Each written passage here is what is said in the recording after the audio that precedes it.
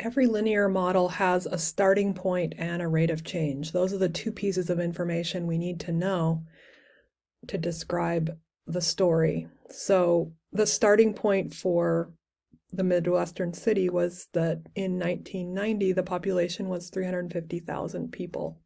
That's the sentence version of the answer. This coordinate, this ordered pair, describes the point on the graph.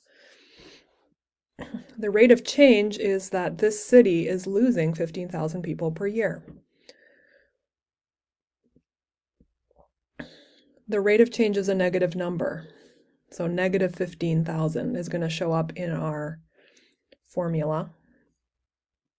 And then the way we write the formula, we say, okay, the population is 350,000 minus 15,000 times t, which is the number of years. So if 2 years have passed, we've lost 30,000 people. If 3 years have passed, we've lost 45,000 people. So how many people we've lost goes up as time goes by. And after I give my formula, I stop and write down what P and what T each represent in that formula. The population of a city in the Pacific Northwest was 150,000 in 1990. So now we have a new city to look at.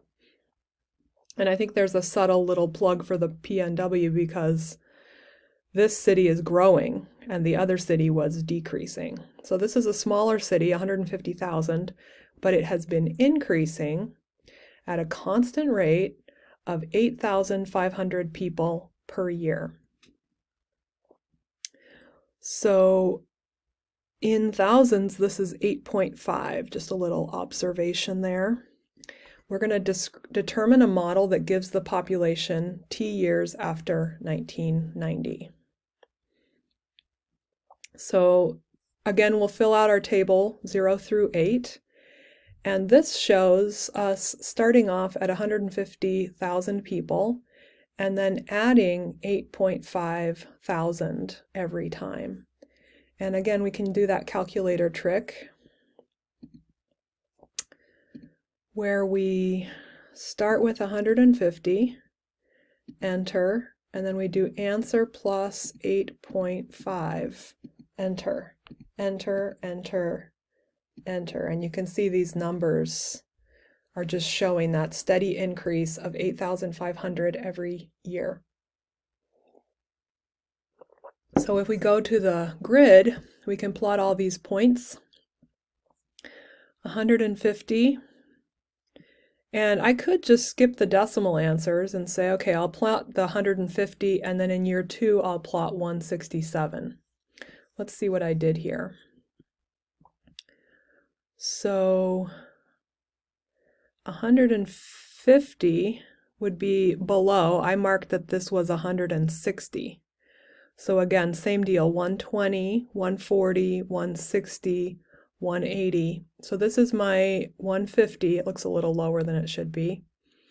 And then it looks like I plotted the year 1 data value. So the year 1 data value would be 158.5. That's pretty tricky to estimate, but that would be very close to 160. So that's how I located that. And then you can see that I didn't really have the patience to plot all of these, so I went to year 8. Our year 8 data value is 218. So 218 is just below 220, and I plotted that point. I plotted this point, and it looks like it's a little bit off the line. What was the year 6 data value? Year 6 was 201. My line is not, it looks like it's below 200 and it should be a little bit above 200. Maybe I messed myself up with this point that was a little low. So you can tell that this line isn't really perfect, but I'm pretty close to correct. So this is the Pacific Northwest city that is growing over time. And what I like to have is a model where one thing's growing and the other thing's decreasing. And so the underdog ends up ahead in the end. And that's why I gave you more years, because if we had stopped at 8 years, we wouldn't have given the Pacific Northwest city enough time to grow and surpass the Midwestern city. So the starting point in 1990, the population was 150,000. The rate of change is that the population is increasing by 8,500 people per year. And I put a note here that I gave you a template on page 49 in your book on how to express the rate of change in a sentence. What is increasing? The population is increasing. And then you say increasing or decreasing, and then you say the number, and then every rate has to have something per something, in this case, people per year. So we are following that template. I'll just flash back to it for a moment. So I did almost everything in this template. I did not reference the time period, but I did say population is increasing by 8.5 thousand people per year. So that's the template. And number 10, write a formula we could use. So this may or may not be familiar to you. We are actually following y equals mx plus b, but I always put the starting value first. So it's actually y equals b plus mx. If you remember that, this kind of connects and ties into that. That's my preferred way to write this linear model. We could put this term first and this term second. So then the formula would look like the following. So this is another acceptable way to write the same linear model or linear formula. Addition doesn't care which order you're adding things in, so we could technically put this first and this second. This is my preferred, but they're both equivalent mathematically.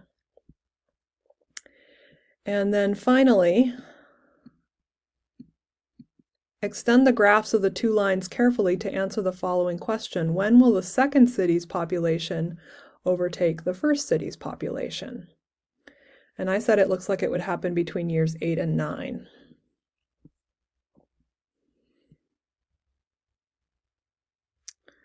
So that's the point at which the Pacific Northwest city is now going to be larger and the other city is smaller.